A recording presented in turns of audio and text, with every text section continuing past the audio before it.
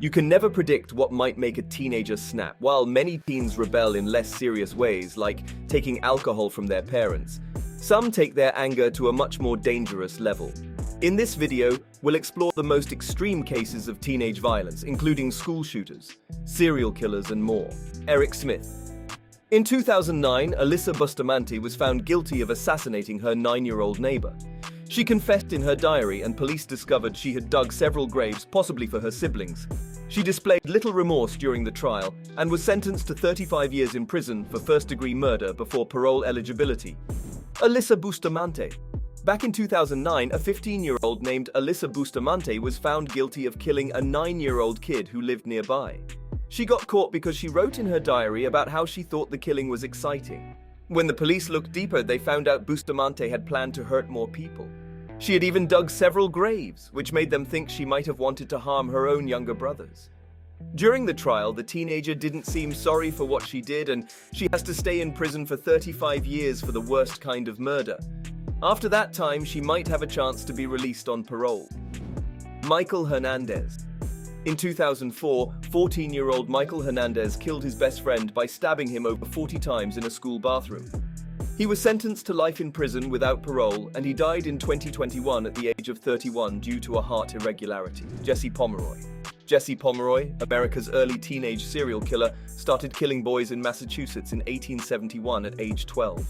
He attacked them brutally with fists, belts, and knives, leaving scars. Despite moving and being arrested, he continued his crimes. He was suspected in a girl's disappearance and later found guilty when her body was discovered. Pomeroy faced murder charges, initially sentenced to death, but later imprisoned for life due to his age. Charles Starkweather. When he was 19, Charles Starkweather killed 11 people in Nebraska and Wyoming. He did this between January 21st and 29, 1958. His girlfriend, Carol Ann Fugate, who was 14 years old, was with him during the killings. On January 29, 1958, they were caught and both were found guilty of the murders. Starkweather got the death penalty and was executed in 1959. Fugate was given a 17-year prison sentence. Their story inspired many TV shows, movies, and books, including the famous film Natural Born Killers from 1994. Jeff Weiss. At 16, Jeff Weiss experienced a troubled childhood due to his father's suicide and his mother's brain damage from an accident. He shot his grandfather, who was a police officer, and the grandfather's girlfriend on the day of the school shooting.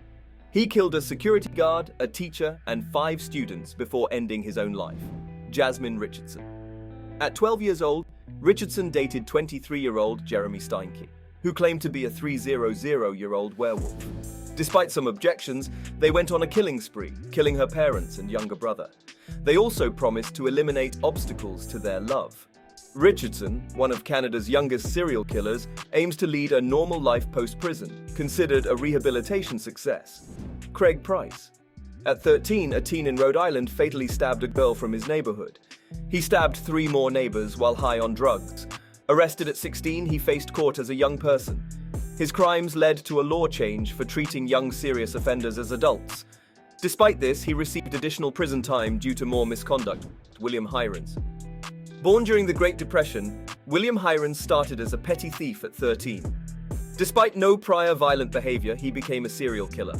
His first murder went unnoticed, but the second one gained national attention. He earned the nickname the Lipstick Killer for leaving a lipstick message after stabbing his second victim. After being caught, he served 65 years in prison and died from natural causes after killing a 6-year-old girl. James Fairweather. James Fairweather took multiple lives without any guilt. Despite his talk of wanting to become a killer, no one believed him until he committed his first murder. He brutally stabbed a homeless man 102 times and later killed another person. Though the police spoke to him after the second murder, they released him. He was only arrested after attempting another murder. At 15, in 2016, he was found guilty and sentenced to 27 years in prison. James confessed his fascination with killers, expressing his desire to commit more murders. His mother labeled him a terrible person and unforgivable after that trial. What's your take on these lawbreakers? Tell us in the comments section below. That's it for today's video. Hit that subscribe button and ring the notification bell to stay updated with our latest videos.